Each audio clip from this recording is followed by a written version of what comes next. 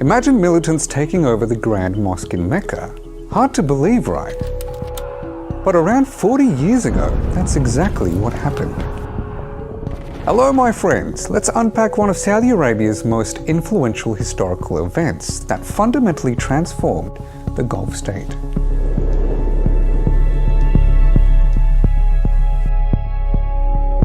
The year is 1979, a turning point in the Muslim world. In Iran, a revolution is kicking off. A historical peace treaty between Egypt and Israel is being signed, and in Saudi Arabia, something just as momentous is happening. A group claiming to be led by a prophesied Islamic figure, the Mahdi, has invaded and captured the Grand Mosque, holding thousands hostage in the midst of gunfire and bombardment. This event would reshape the government and send ripples across the globe. The siege began with a group known as Al-Jama al-Salafiyya al-Mutassiba, or simply JSM. The rebels declared the arrival of the Mahdi, a prophesied Islamic figure, and demanded to overthrow the Saudi government. Confusion and outrage spread throughout the Muslim world as the siege continued, with international accusations flying. The Saudis, restricted by religious limitations on violence within the mosque, eventually used French aid and tear gas to retake the holy site at the cost of many lives. But we should rewind a bit and meet Juhayman al-Utaybi, the mastermind of the siege. He came from an influential family. His grandfather, Sultan bin Bajad al-Utaybi, played a big part in uniting Saudi Arabia, but he clashed with the Saudi ruling family over the country becoming more westernized. His views deeply influenced Juhayman. So how did Juhayman al-Utaybi cross paths with the man he believed to be the Mahdi? While studying at the University of Medina, Juhayman was passionately advocating for a return to a more traditional form of Islam among the youth. It was during this period that he encountered Muhammad Abdullah al-Qahtani, also a student. What stood out to Juhayman wasn't just al-Qahtani's devoutness, it was how remarkably he resembled the Mahdi as described in Islamic hadith. This belief sparked concern among Saudi authorities, leading to significant arrests in 1978 of many of al-Qahtani's supporters. So who is the Mahdi? The Mahdi is a key figure in Islamic beliefs, central to the end of the world prophecy. Signs preceding his arrival include societal upheavals, moral decay, and decline in reverence towards God. Juhayman decided to marry the sister of al-Qahtani, bounding himself to the apparent Mahdi by family. He didn't work alone. He gathered followers and funds, tapping into the tensions of a Saudi Arabia caught between modernizing and holding on to Islamic traditions. It was a nation at a crossroad, and Juhayman tapped into this tension. Now, add to this mix the revolution in Iran, which created momentum for a return to more conservative Islamic values. Juhayman leveraged his status as a member of a prominent Saudi family. He presented himself as a religious reformer, advocating for a strict interpretation of Islam to those who were dissatisfied with the Saudi government's policies. In their recruitment efforts, Juhayman and his followers spread their messages through mosques, study groups, and other religious gatherings, while also spreading propaganda to attract support. Through his actions, Juhayman built an estimated following of hundreds of people and acquired resources necessary for his attack on Mecca in 1979. So let's move on to the siege. The group infiltrated the Grand Mosque on the morning of the 20th of November, attending the morning prayer with weapons concealed under their clothes. Even more weapons and ammunition were hidden throughout the mosque, which were smuggled in days prior. The JSM members chained up the gates to the mosque, trapping thousands of people within it, with many people unable to speak Arabic, leaving them in a state of complete confusion. And over the speakers, the JSM announced the arrival of the Mahdi. They then took up defensive positions on the walls around the mosque, sniping security officers that were attempting to regain control. JSM cut communication lines, and so nobody from the outside knew what was really going on within the Grand Mosque. Rumors began to spread all over the Muslim world, with blame being shifted from country to country. The United States was quick to blame Iran, with the Iranian Revolution having only happened recently. while Iran shifted the blame back onto the United States as well as Zionists. Protests and riots spread all over the Muslim world, for the holy city and the holiest site to all Muslims had been attacked. Considering that violence within the walls of the Grand Mosque was strictly forbidden, the Saudi army could not engage in battle with JSM. As soldiers continued to lose their lives in small-scale assaults, the clerics gave the fatwa, which is a ruling on a point of Islamic law, allowing the army to go in and fight. Al-Qahtani, the man who believed that he was the Mahdi, also apparently thought that he was invincible. Possibly to prove this to his followers and motivate them to fight the new waves of soldiers coming in, he stepped into open battle. However, his luck ran out shortly after, and he died, with many of his supporters witnessing this and giving up the will to fight. As the siege dragged on, the Grand Mosque became a grim scene. In a desperate move, Saudi Arabia called in experts from France's GIGN, elite officers skilled in resolving such crises. But this move sparked a new challenge. Non-Muslims entering Mecca, especially the Grand Mosque, is strictly forbidden. There seems to be multiple accounts of what actually happened at this point. A popular claim is that the GIGN officers had to convert to Islam before entering Mecca. Another account is that the officers never actually entered Mecca, instead training and assisting Saudi Arabian soldiers from the outside. Regardless of what actually happened at that point, the plan they came up with was straightforward. They drilled holes leading into the underground chambers where the JSM rebels were hiding. Through those holes, they gassed out the rebels, forcing them to come up to the surface. There, the rebels were bombarded with grenades and tear gas. Unfortunately, this plan led to the deaths of some of the hostages too. But it pushed the JSM into open spaces where they could be picked off by snipers. After a few more weeks of fighting, the rebels eventually gave up, as Juhayman and around 60 followers surrendered to the Saudi Arabian army. 3 minutes past 8, and you're listening to AM. The siege at the Grand Mosque in Mecca is over. The authorities in Saudi Arabia have now crushed the uprising. The guilty were then tried secretly and publicly executed in 8 different cities across Saudi Arabia. And after the dust settled, Saudi Arabia transformed and did turn towards a more conservative Islam. The country underwent a rigorous transformation. Gender segregation became pronounced. Women disappeared from television broadcasts, and entertainment outlets such as cinemas and music stores were shuttered. Educational curricula were revised to reflect a more religious outlook. This pivot towards conservatism was not merely a knee-jerk reaction to an isolated event, but reflected a deeper realization within the Saudi leadership. In this light, Juhayman's ideological goals paradoxically found a form of realization, albeit through the very government he sought to challenge. If you'd like to know when... It's an ideology with a wide reach and a controversial past. It inspires movements and has been associated with violence. So what is Wahhabism?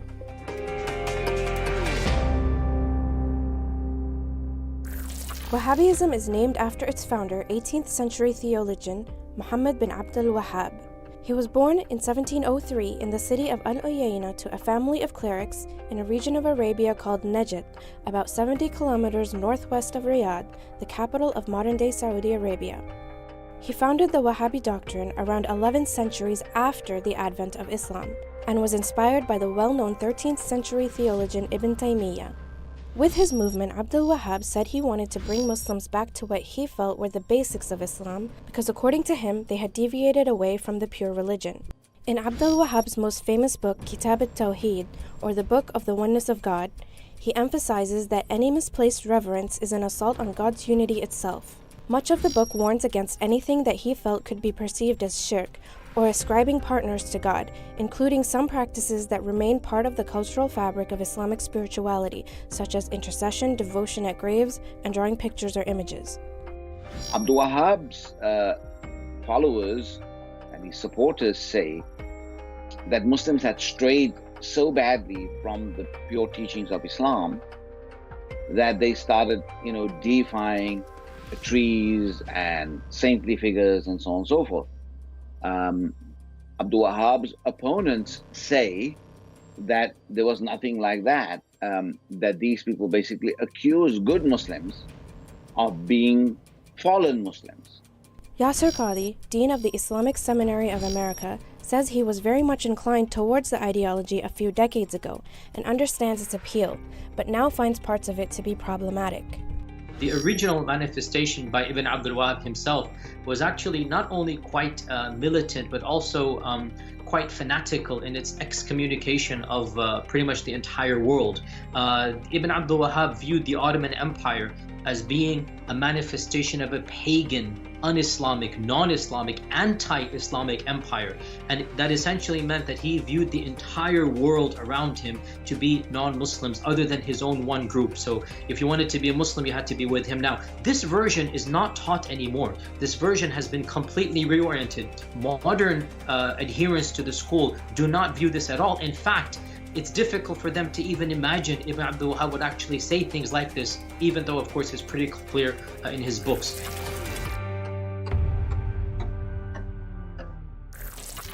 In 1744, Abdul Wahhab secured a pact with Muhammad ibn al-Saud, the founder of the first Saudi dynasty in Arabia.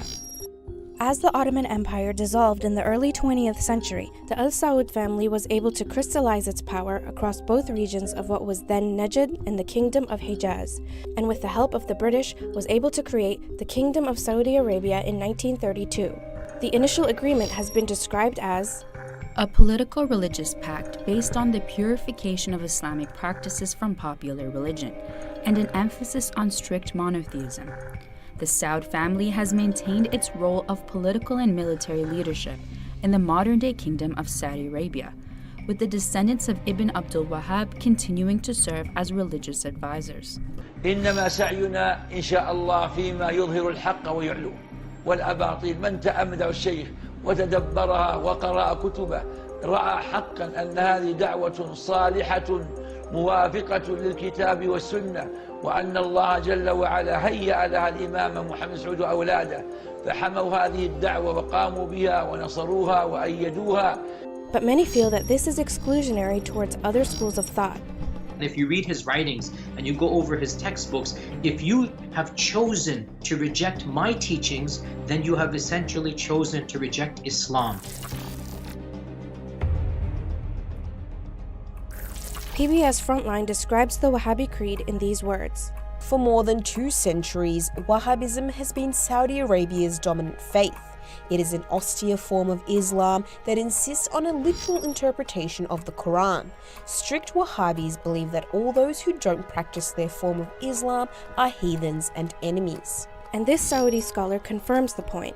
من كتبه أنه يكفر المسلمين إنما يكفر من كفره الله ورسوله وأجمع المسلمون على تكفيره أما أنه يستقل بمسألة ويكفر فيها.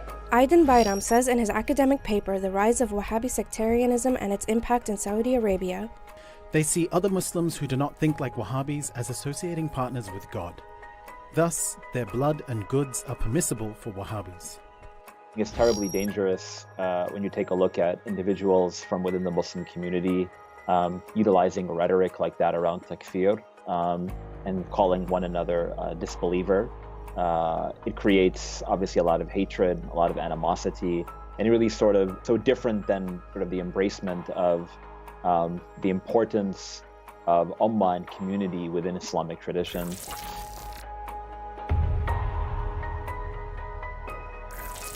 Wahhabism was able to spread with the help of Saudi petrodollars. Journalist Farid Zakaria says in a 2016 Washington Post column, in the 1950s, Saudi Arabia's Wahhabi version of Islam, a product of nomadic desert culture, was practiced by a tiny minority of Muslims, perhaps 1 to 2%. Then came the oil boom, and Saudi Arabia, flush with cash, spread these ideas throughout the Muslim world. The reach of Wahhabism outside the Arabian Peninsula has been far and wide. The UK-based Henry Jackson Society released a report in 2017 stating that Saudi Arabia, since the 1960s, has sponsored a multi-million-dollar effort to export Wahhabi Islam across the Islamic world, including to Muslim communities in the West. In his book The Wahhabi Code, Terence Ward states that in Pakistan, General Zia-ul-Haq, after seizing power in 1977, imposed Sharia law and then gave carte blanche to create countless Saudi-funded Wahhabi madrasas. Hassan Bayev is a Muslim Chechen-American surgeon who worked under fire during the Second Chechen War. He describes his encounters with Wahhabis from Saudi Arabia in his memoir The Oath. These so-called Wahhabis were beginning to cause problems in Chechnya. They claimed our Chechen traditions contradicted the Quran. In another passage of his memoir, he states, I had been told that the Wahhabis offered young men what we considered large sums, from $100 to $200 a month, to join their movement. Asmiati Malik and Scott Edwards say in the conversation, in Malaysia, Saudi Arabia also donates to schools and universities to spread their conservative views. But Wahhabism, which is actually a strand found under the larger umbrella of Salafism, hasn't just been limited to the funding of madrasas and schools. The Wahhabi ideology has also been linked to many violent movements. It's been blamed for fueling the zeal of the 9/11 hijackers and for influencing groups such as Boko Haram, al-Shabaab, and ISIS. It is correct to point out that some of the theology, dare I say much of the theology of groups like ISIS, actually do go back to the original teachings of the founders, which ironically the mainstream bulk of the followers no longer follow anymore. We're hearing news almost every other week of a bombing or a shooting that takes place in a place of worship, on Jum'ah, for instance, on Fridays during the communal Friday prayer, where real devastation occurs just for the sole reason that someone has a different ideology or a different practice than the other.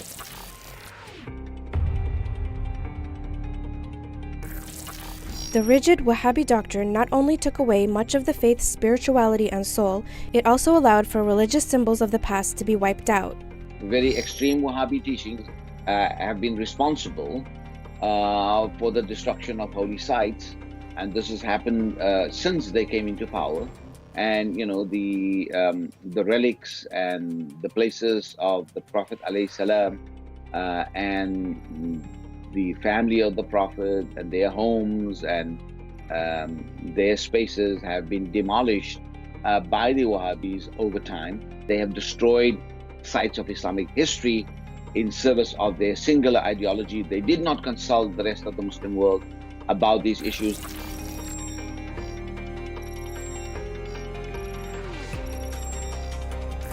Some Muslims around the world acknowledge the Saudi government's religious legitimacy based solely on the fact that the holiest sites of Islam are under its jurisdiction.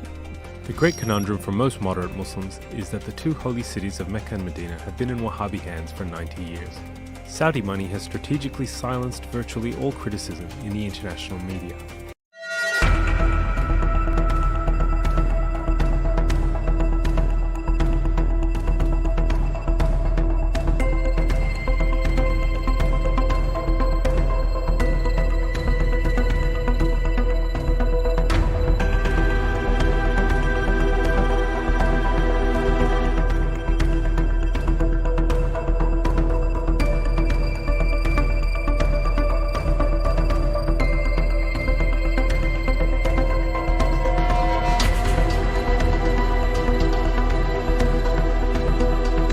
نتفاجأ انهم يرسلوا لنا مرتزقه يقتلون في داخل بلادنا.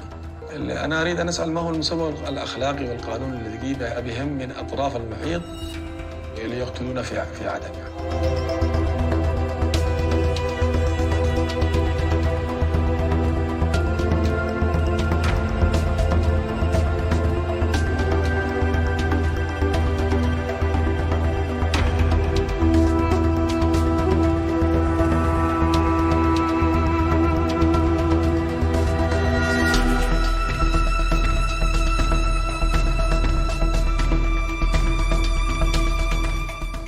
terror group Al-Qaeda is reorganizing and India is in its crosshairs. Yes, that's right. A UN report has revealed that the terror group is shaping its regional affiliate. It wants to spread its terror tentacles into the Indian subcontinent. The 23-page worrying report was released by the Islamic State and Al-Qaeda Sanctions Committee of the UN Security Council earlier this week. It underlines that Al-Qaeda in the Indian subcontinent, or the AQIS, is being shaped to spread. Its intent is operations into neighboring Bangladesh, Jammu and Kashmir, and Myanmar. The report also reveals that certain limited elements of Al-Qaeda are ready to either join or collaborate with ISIS-K. This is the Afghan faction of the Islamic State, and is estimated to have 4,000 to 6,000 members, including family members. But why are these Afghan terror groups trying to spread their influence across regions? Now, they are trying to establish theocratic quasi-state entities. Al-Qaeda's capability to conduct large-scale terror attacks might be reduced, but its intent remains firm. It is using the landlocked country as a logistical hub. And now dormant terror group wants to mobilize and recruit new fighters while covertly rebuilding its external operations capability. The report also mentions Tehreek-e-Taliban Pakistan, or the TTP. The group continues to enjoy a safe operating base in Afghanistan and could become a regional threat for India if it is not cut to size. UN member states are worried, and rightly so. They fear that the TTP might provide an umbrella under which a range of foreign groups operate or even coalesce. In Afghanistan, the Al-Qaeda remains stable with 30 to 60 members, while its fighters are estimated to be 400, reaching 2,000 with family members and supporters included. There are approximately 20 terrorist groups still operating in war-torn Afghanistan. In the Indian subcontinent, Al-Qaeda has approximately 200 fighters, with Osama Mahmoud being their emir.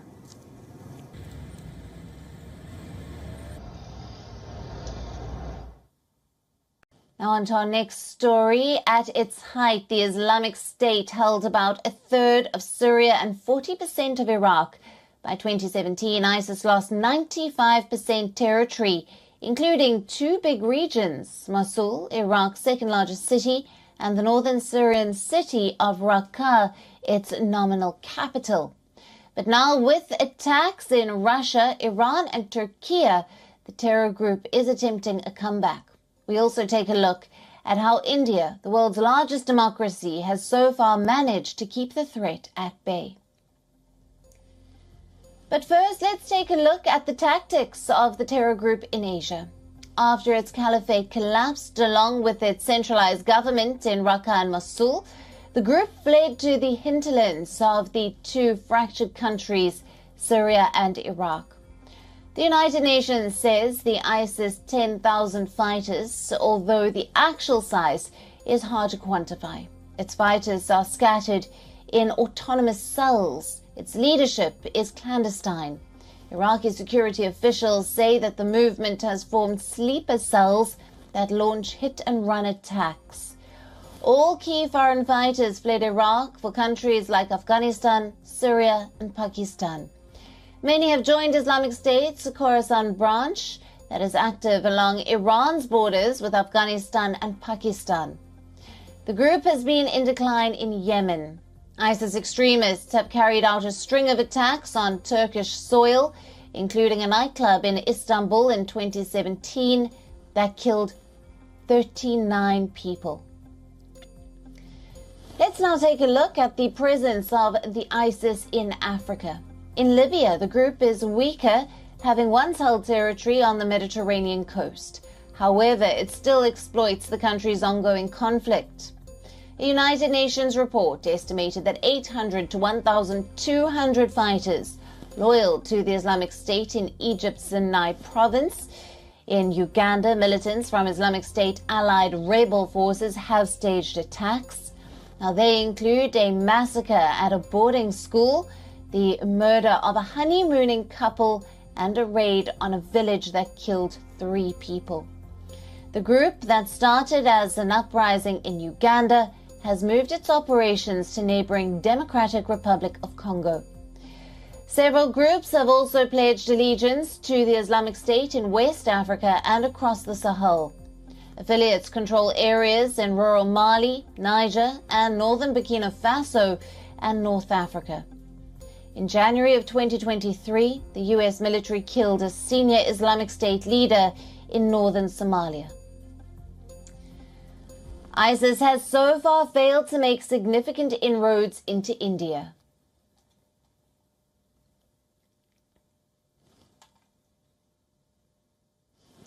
But over the weekend, a university student who allegedly pledged allegiance to ISIS was detained in Hajo in the Indian state of Assam.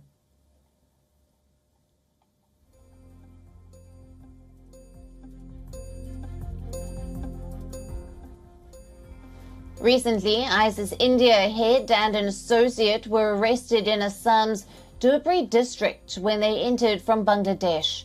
India's National Investigation Agency suspects the Shivamogga ISIS module for the blast at the Rameshwaram Cafe in Bengaluru. However, cases currently being probed by investigative agencies are considerably less than most European countries. For latest news. Barely 24 hours after bloody clashes between members of the Islamist militant group Ansar al Sharia and the police, Tunisia's Islamist Prime Minister Ali Ladai has vowed to take tough action against the group. On Sunday, violent clashes followed a ban by Tunisian authorities on Ansar al Sharia's annual Congress. The Prime Minister also linked the group, which is considered to be relatively close to Al-Qaeda, to acts of terrorism. Analysts now view this as a possible shift in government's policies. The Prime Minister's moderate Islamist party has been sharply criticised for failing to prevent a surge in attacks by hardline Islamists since Zine El Abidine Ben Ali was ousted from power in January 2011.